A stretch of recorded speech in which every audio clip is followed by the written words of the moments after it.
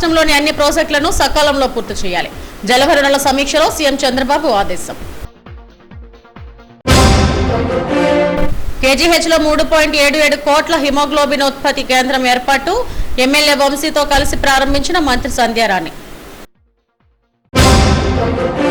Collectorate GVMC గ్రీవెన్స్లకు వెల్లువెత్తిన వినతులు. బిల్డర్స్ అసోసియేషన్ ఏర్పాటు చేసిన మజ్జిగ చలవేంద్రాన్ని ప్రారంభించిన జేసీ విద్యాధరి, కమిషనర్ కేతన్ గార్గులు.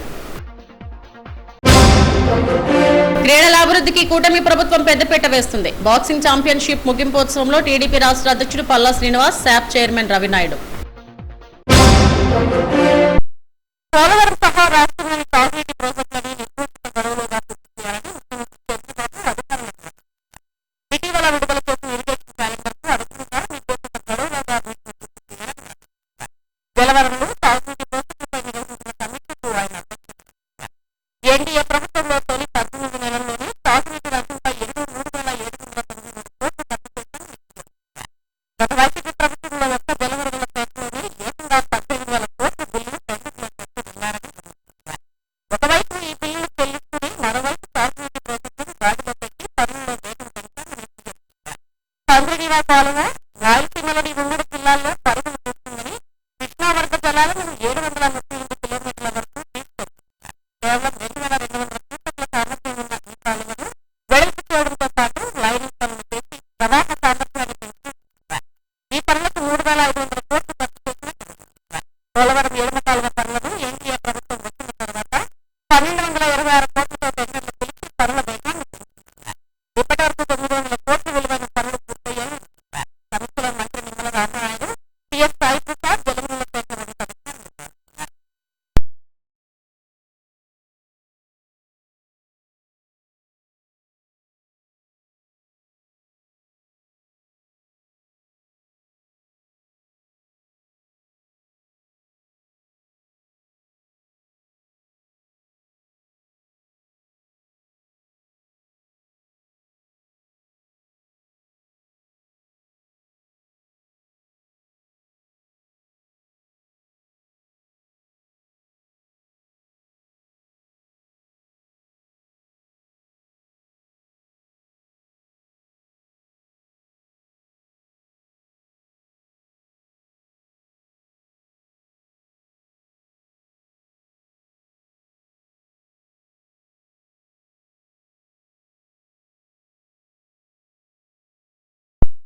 గిరిజన ప్రాంతాల్లో అక్కడి ప్రజలను వేధిస్తున్న సికిల్ సెల్ ఎనీమియా, తలసేమియా వంటి జన్యుపరమైన వ్యాధుల నిర్మూలనకు కేంద్ర రాష్ట్ర ప్రభుత్వాలు అత్యంత ప్రాధాన్యత ఇస్తున్నారని గిరిజన శాఖ మంత్రి గుమ్మడి సంధ్యారాణి అన్నారు.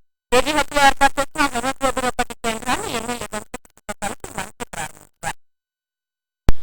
దక్షిణ భారతదేశంలోనే తొలిసారిగా విశాఖ కేజీహెచ్లో 3.77 కోట్లతో హిమోగ్లోబినోపతి కేంద్రాన్ని ఏర్పాటు చేశారు. మంత్రి సంధ్యారాణి ఎమ్మెల్యే వంశీకృష్ణతో కలిసి ఈ కేంద్రాన్ని లాంఛనంగా ప్రారంభించారు. సికిల్ సెల్ ఎనీమియా, తలసేమియా బాధితులకు ఈ సెంటర్ గొప్ప వరం లాంటిది. రక్తహీనతతో బాధపడే నవజాత శిశువులను ముందుగానే గుర్తించేందుకు పుట్టిన 24 గంటల తరువాత వారికి బ్లడ్ టెస్ట్ చేసే సరికొత్త విధానాన్ని కేజీహెచ్లో ప్రభుత్వం ఏర్పాటు చేసింది. దీనివల్ల చిన్న వయసులోనే వ్యాధిని గుర్తించి ప్రాణ నష్టాన్ని నివారించేందుకు ఈ కేంద్రం ఎంతగానో ఉపయోగపడుతుంది.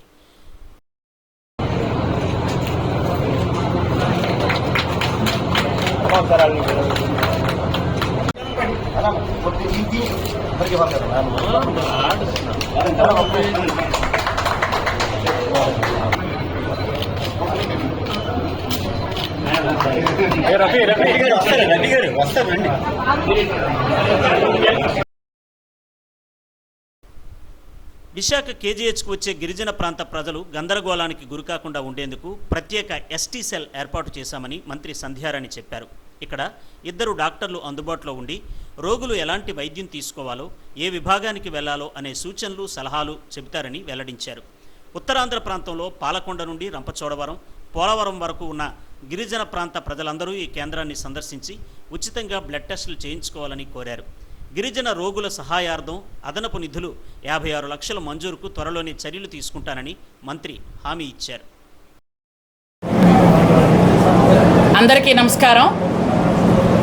ఈరోజు చాలా సంతోషకరమైనటువంటి రోజు.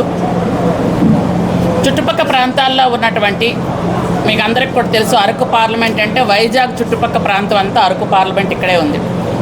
ఎక్కువగా ఇక్కడ గిరిజన ప్రాంతాల్లో ఉన్నటువంటి ప్రజలకి ఈ సికిల్ సెల్ ఎనీమియా, తలసేమియా ఇట్లాంటి వ్యాధులు వచ్చి చాలా ఇబ్బంది పడటం, అవి ఎంతవరకు వచ్చాయి, ఏ విధంగా వచ్చాయని తెలుసుకోవడానికి ఇక్కడ డాక్టర్లు కూడా ఎంత ప్రయత్నం చేసినా తెలియకపోవడం, ఇలాంటి ఒక సంకటకరమైన పరిస్థితుల్లో ఖచ్చితంగా ఇక్కడ ఉన్నటువంటి సికిల్ సెల్ ఎనీమియా బాధితులకి ఒక ఊరట కలిగించాలి అనే ఒక మంచి ఉద్దేశంతో కేంద్ర ప్రభుత్వం 3,77,00,000ని మనకి ఇచ్చి, ఈ king George hospital KGH hospital అయితేనే ఇది ఖచ్చితంగా బాగా మనం హ్యాండిల్ చేయగలరు అనే ఒక నమ్మకంతో ఇక్కడ ఏర్పాటు చేయడం, ఈ కేంద్రాన్ని ఈరోజు ఎమ్మెల్యే గారు ఎమ్మెల్సీలు వీళ్ళతో కలిపి ప్రారంభించడం నాకు చాలా సంతోషంగా ఉందని ముందుగా మీ అందరికి కూడా నేను తెలియజేస్తున్నాను. ఈ ప్రాబ్లం వచ్చినప్పుడు కూటమి ప్రభుత్వం వచ్చిన వెంటనే గౌరవ ముఖ్యమంత్రి నారా చంద్రబాబు నాయుడు గారు బాగా దృష్టి పెట్టి ఇది కేంద్ర ప్రభుత్వంతో మాట్లాడడం కూడా జరిగింది.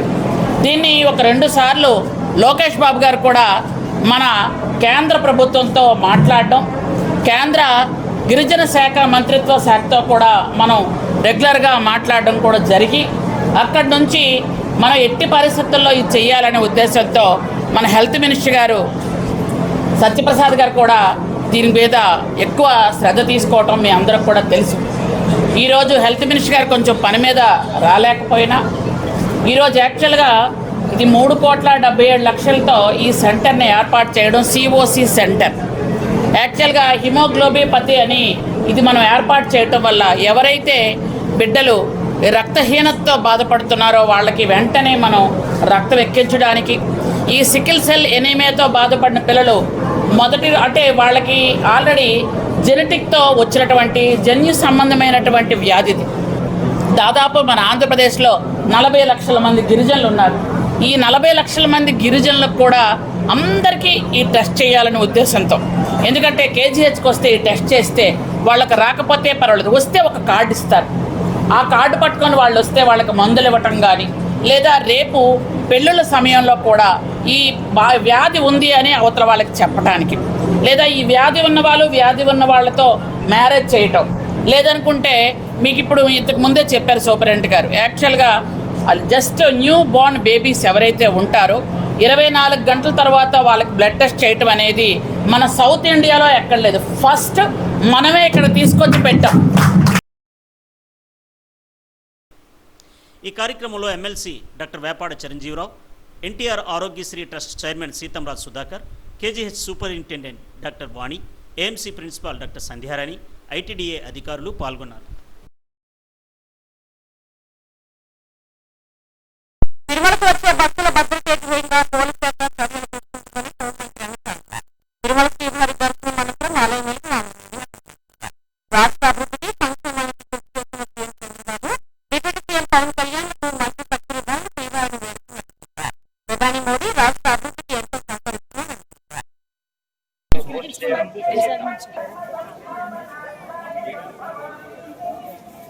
అందరికీ నమస్కారం అండి. ఆ కలియుగ వెంకటేశ్వర స్వామి ఆశీర్వాదం రాష్ట్ర ప్రజలందరి మీద, తెలుగు ప్రజలందరి మీద ఉండాలని మనస్ఫూర్తిగా కోరుకుంటున్నా. ఈరోజు ఆ దేవదేవుని దర్శనం నా కుటుంబ సమేతంగా చేసుకోవడం అనేది నిజంగా పూర్వజన్మ సుకృతం. ఈరోజు ఆ దేవదేవుని సన్నిధిలో ఈరోజు రాష్ట్రం అంతా బాగుపడాలి. ఎస్పెషల్లీ ఈరోజు అభివృద్ధి పదంలో ముందుకు తీసుకెళ్తున్న ఈ రాష్ట్రానికి, రాష్ట్ర ముఖ్యమంత్రి గారికి మరింత శక్తినివ్వాలని భగవంతుని ప్రార్థించాం. అదేవిధంగా ఈ రాష్ట్ర అభివృద్ధికి, అదేవిధంగా సంక్షేమానికి కూడా తోడ్పడుతున్న పవన్ కళ్యాణ్ గారికి, మరి ముఖ్యంగా మోడీ గారికి అందరికీ కూడా స్వామి దగ్గర వాళ్ళకి ఆశీర్వాదం ఇవ్వాలని కోరుకుంటూనే వాళ్ళందరికీ కూడా కృతజ్ఞతలు తెలియజేసుకుంటున్నాం. ముఖ్యంగా ఈరోజు మీ అందరికీ తెలుసు, తిరుమల కొండ మీద కూడా భద్రతా వ్యవహారాల్లోని కానీ ఎక్కడ కూడా ఎటువంటి ఇబ్బంది లేకుండా వచ్చిన భక్తులు వాళ్ళ భద్రత మా ధ్యేయంగా కూడా మేము పనిచేయడం కూడా జరుగుతుంది. దానిలో భాగంగానే నిన్న కూడా అఫీషియల్స్ అందరితో కూడా మాట్లాడడం జరిగింది. ఈరోజు తిరుమలలో కూడా ఎక్కడ కూడా ఎటువంటి భద్రతాపరమైన చర్యల్లో కూడా ఎటువంటి రాజీ లేకుండా ఈరోజు మేము అందరం నిర్వహించిన ప్రజా సమస్యల పరిష్కార వేదికకు విశేషమైన కమిషనర్ గౌతమ్ గారు ప్రజల నుంచి వినిపించారు. పెరుగుతున్న ఉష్ణోగ్రతలు ఎండ తీవ్రతను దృష్టిలో ఉంచుకొని టీపీఆర్ఎస్ కేంద్రాల వద్ద ఏర్పాటు చేసిన మజ్జిగ పంపిణీ కేంద్రాన్ని కమిషనర్ గౌతమ్ గారు ప్రారంభించారు. బిల్డర్స్ అసోసియేషన్ ఆఫ్ ఇండియా ప్రతినిధులు వైజాగ్ స్టీల్ సిటీ సెంటర్ల సహకారంతో మజ్జిగ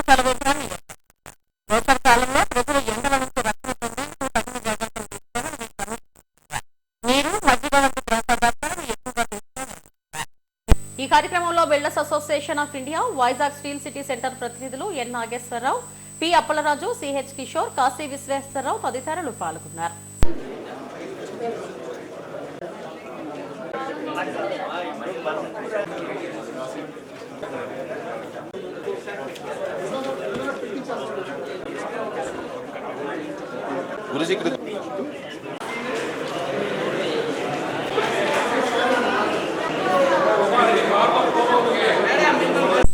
యువత క్రీడల్లో రాణించి రాష్ట్రానికి గర్వకారణంగా నిలవాలని గాజువాక ఎమ్మెల్యే పల్లా శ్రీనివాసరావు అన్నారు.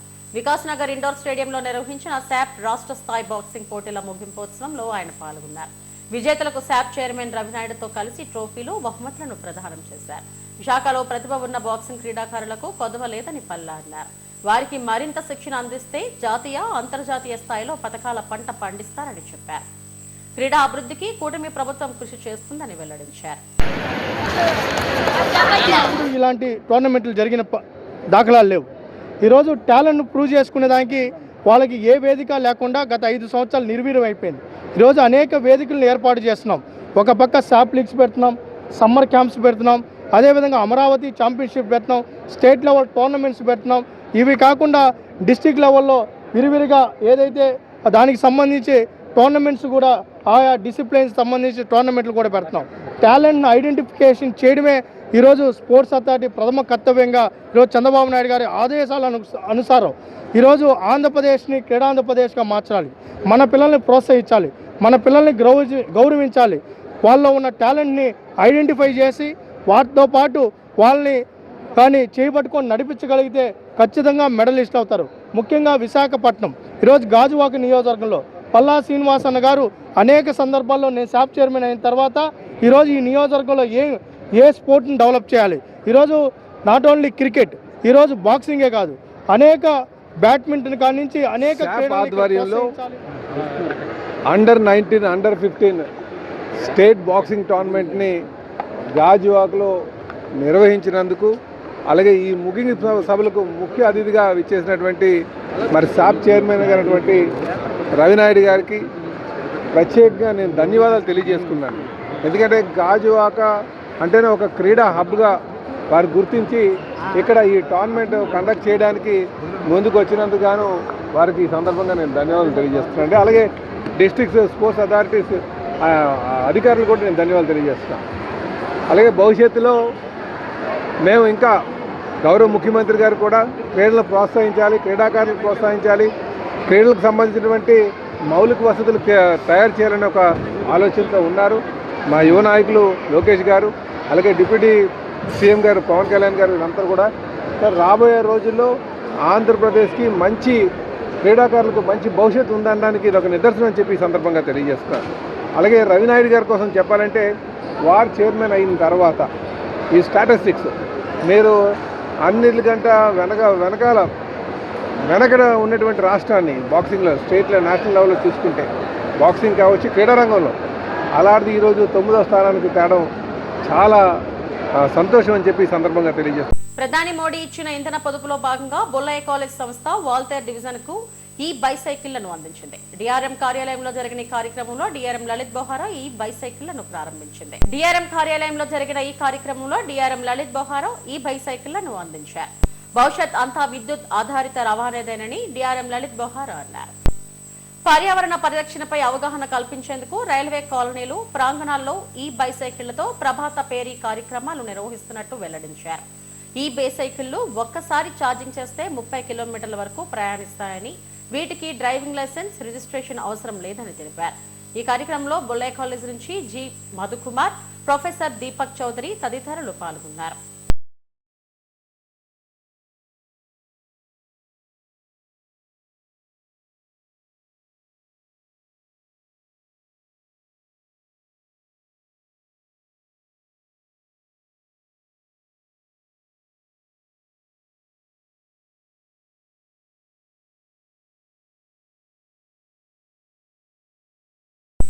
ఆరులవ పినాకిల్ గ్రౌండ్ లో 13వ వార్డు టీడీపీ అధ్యక్షుడు ఏరువాక సన్యాసరావు ఆధ్వర్యంలో Nara Lokesh all over AP cricket open tournament పోటీలను పెద్ద ఎత్తున నిర్వహించారు.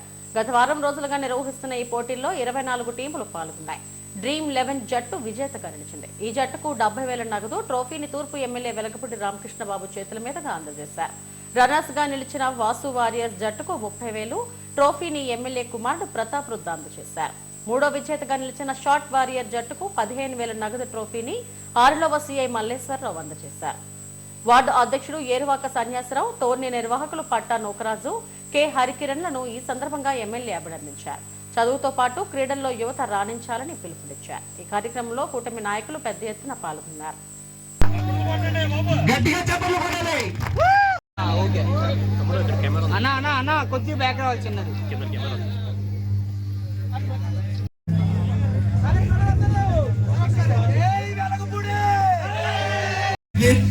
అలాగే వెల్లంపూడి ప్రతాప్ రుద్ర గారి జన్మదినం మే 11 కాబట్టి ఈ 13వ వార్డు వాళ్ళు మే 11న ఈ క్రీడలు ప్రారంభించడం జరిగింది. మన యువ నాయకులు నారా లోకేష్ గారి పేరు మీద. ముఖ్యంగా మన సిఐ గారు చెప్పింది ఫస్ట్ పాయింట్ అది. ఎందుకంటే సిఐ గారిని కూడా పిలిచింది అందుకే, సార్ మీకు చెప్పాలి తప్పకుండా యువత పెడతలో పట్టకుండా ఉండాలనేది ముఖ్య ఉద్దేశం. గంజాయి అవని, మత్తు పదార్థాలు అని, బైక్ రేసింగ్ అవని ఎక్కడో కాదు, ఆంధ్రప్రదేశ్ తోడే కదా ఎవరైనా బైక్ రేసింగ్ అయినా లేకపోతే విశాఖపట్నం వాళ్ళు ఎట్టి పరిస్థితుల్లో కూడా మత్తు పదార్థాలకు బానిసలు కనుక అయితే ఆ ఒక్కడి వల్ల కుటుంబం అంతా నాశనం అయిపోయింది. ఒక్కసారి చూద్దామని ఆలోచిస్తే ఇంక దాంట్లో పడిపోయినట్టే. సముద్రంలో ఎదగలమా అంటే ఇది కూడా మత్తు పదార్థాలకు దయచేసి బానిసలు అవ్వద్దు. ఇందాక సిఐ గారు చెప్పినట్లు చదువు ముద్దు, తర్వాత క్రీడల ముద్దు. ఎందుకంటే మనం మత్తుకు బానిస అయితే మన జీవితం పనికిరాదు. దయచేసి మొన్న మీటింగ్ లో కూడా ముఖ్యమంత్రి చంద్రబాబు నాయుడు గారు అదే చెప్పారు, విశాఖపట్నంలో గంజాయి అరికట్టాల్సిన అవసరం ఉందంట. పాపం మన పరిధిలో సిఐ మల్లేశ్వరరావు బాగా కృషి చేస్తున్నారు. తిరుమల శ్రీవారి దర్శనం అద్భుతంగా జరిగిందని సినీ నటుడు ఆది పినిశెట్టి అన్నారు. తన వివాహ వార్షికోత్సవం సందర్భంగా పినిశెట్టి దంపతులు తిరుమల శ్రీవారిని దర్శించుకున్నారు.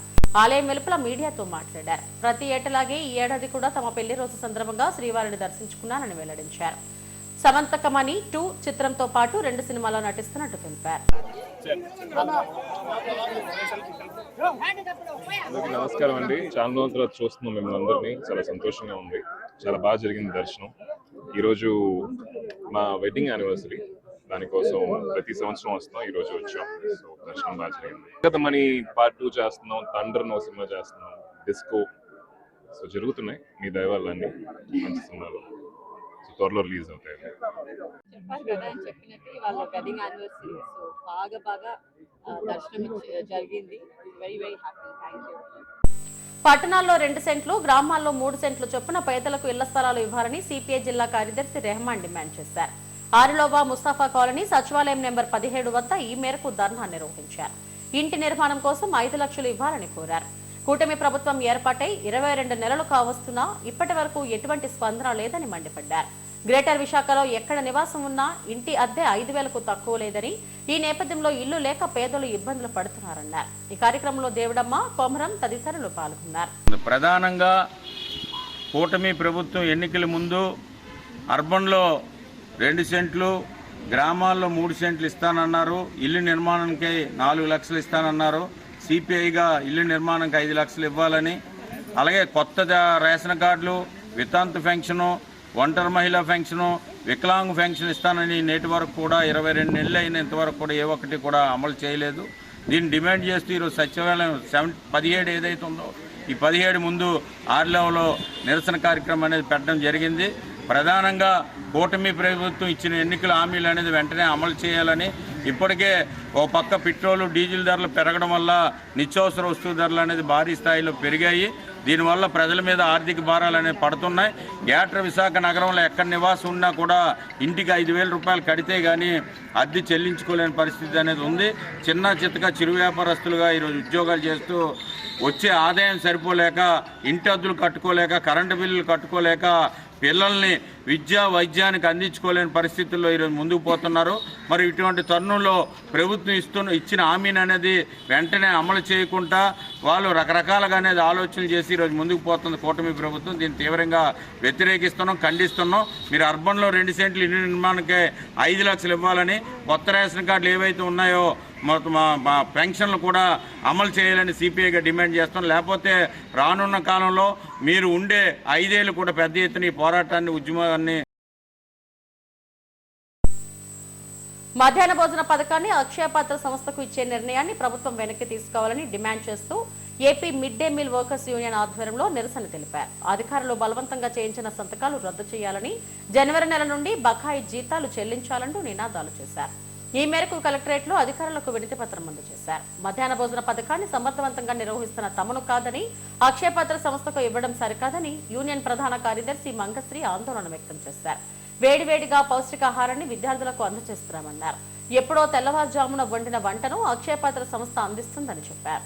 దీంతో పాటు తమ సమస్యలను పరిష్కరించాలని, లేని పక్షంలో పెద్ద ఎత్తున పోరాటం చేస్తామని హెచ్చరించారు. శుభ్రంగా తినేవారు. ఇప్పుడు ఏదైతే ఉందో బలవంత సంతకాలు పెట్టించి మీరు మధ్యాహ్న భోజనం వండకూడదు, అక్షయపాత్ర భోజనం అనేది ఇస్తాము, మీరు వెళ్ళిపోండి అని చెప్పేసి మాకు చెప్తున్నారు. ఎంతవరకు కరెక్ట్ అనేది కూడా మేము అడుగుతున్నాము. సంతకాలు మేము పెట్టమన్నా కూడా బలవంత సంతకాలు పెట్టిస్తున్నారు. మీరు 3000 రూపాయల జీతం తీసుకుంటానంటే సంతకాలు పెట్టండి, లేదంటే మీరు ఇంటికి వెళ్ళిపోతారు అని చెప్పి బలవంత సంతకాలు పెడుతున్నారు. పెట్టించి కూడా మేము పెట్టమని కూడా అంటే బలవంతంగా పెట్టిస్తున్నాం. ఇప్పుడు కూడా మొన్న కూడా స్కూల్ ఏదైతే సెలవులు ఇచ్చేసారో స్కూళ్ళల్లో మాస్టర్లు వచ్చి వర్కర్లు ఎక్కడ ఉన్నారో పిలిపించి సంతకాలు కూడా పెట్టడం జరుగుతుంది. అయితే మేము పెట్టమేండి, మాకు ఒక యూనియన్ ఉన్నది అన్ని కూడా లేదు మీరు పెడతారా పెట్టరా అని చెప్పి బలవంత పెట్టిస్తున్నారు. ఇది ఎంతవరకు కరెక్ట్ అనేది చెప్తున్నాము. ఓట్లు వేసిన దేనికోసము? అక్క చెల్లెళ్ళు అన్నారు. మీరు వస్తే మీరుంటే మేము ఉన్నామని చెప్పి ప్రభుత్వం అన్నది చంద్రబాబు నాయుడు గారు అన్నారు అప్పట్లో. ఇప్పుడు గెలిచిన తర్వాత మాట ఒకటేనే, నా మాట ఉన్న ఉద్యోగం కూడా ఇద్దరికి వస్తుంది.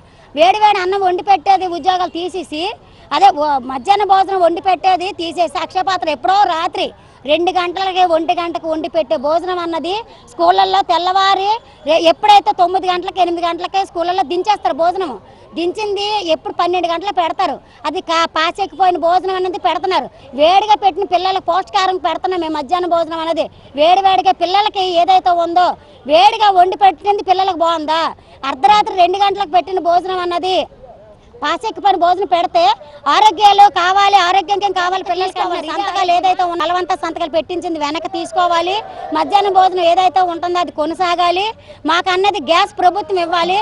అది కాకపోయినా అక్షయపాత్ర భోజనం అన్నది ఇస్తే గుడ్డికి 10 పైసలు ఇస్తామంటున్నారు. గుడ్డి 10 పైసలు ఎక్కడ ఉంది? రూపాయి కూడా ఇవ్వట్లేదు. రాగిజాబా మేమే చేయాలి, గుడ్డి 10 పైసలు అన్నది తీసుకుంటే ఏం సరిపోద్దని చెప్తున్నాం. అలా అయితే అక్షయపాత్ర భోజనం ఇస్తామని చెప్పేటప్పుడు గుడ్డి అల్లే పెట్టమనండి, రాగిజాబా కూడా అల్లే చేయమనండి. అప్పుడు మాకు ఎంతమంది వర్కర్లు ఉన్నారు అంతమంది కూడా జీతాలు ఏమనండి, జీతాలు పెంచమని చెప్పండి. ఇది మేము అన్నది డిమాండ్ చేస్తున్నాము. లేదంటే మేము వండే వాళ్ళకి గ్యాస్ ప్రభుత్వం ఇవ్వాలి, నిత్యావసర ధరలు కూడా పెంచాలి. అలాగే జీతం ఏదైతే ఉందో జీతం కూడా వేతనాలు ఇప్పటికొచ్చి వేతనాలు రాలేదు. 1వ నెల నుంచి బకాయిల బిల్లులు ఉన్నాయి, అవి కూడా ఇవ్వట్లేదు. ఇవ్వకపోయినా మేము వండి పెడుతున్నాము.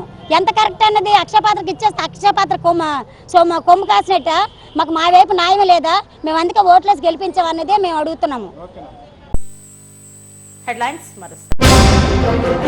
పోలవరం సహా రాష్ట్రంలోని అన్ని ప్రాజెక్టులను సకాలంలో పూర్తి చేయాలి. జలవనరుల సమీక్షలో సీఎం చంద్రబాబు ఆదేశం. కేజీహెచ్లో 3.77 కోట్ల హిమోగ్లోబిన్ ఉత్పత్తి కేంద్రం ఏర్పాటు. ఎమ్మెల్యే వంశీతో కలిసి ప్రారంభించిన మంత్రి సంధ్యారాణి. కలెక్టరేట్ జీవీఎంసీ గ్రీవెన్స్లకు వెల్లువెత్తిన వినతులు. బిల్డర్స్ అసోసియేషన్ ఏర్పాటు చేసిన మజ్జిగ చలవేంద్రాన్ని ప్రారంభించిన జేసీ విద్యాధరి, కమిషనర్ కేతన్ గార్గులు. క్రీడల అభివృద్ధికి కూటమి ప్రభుత్వం పెద్దపీట వేస్తుంది. బాక్సింగ్ ఛాంపియన్షిప్ ముగింపోత్సవంలో టీడీపీ రాష్ట్ర అధ్యక్షుడు పల్లా శ్రీనివాస్, శాప్ చైర్మన్ రవినాయుడు. ఇవి ఇప్పటివరకు బులెటిన్ అప్డేట్స్.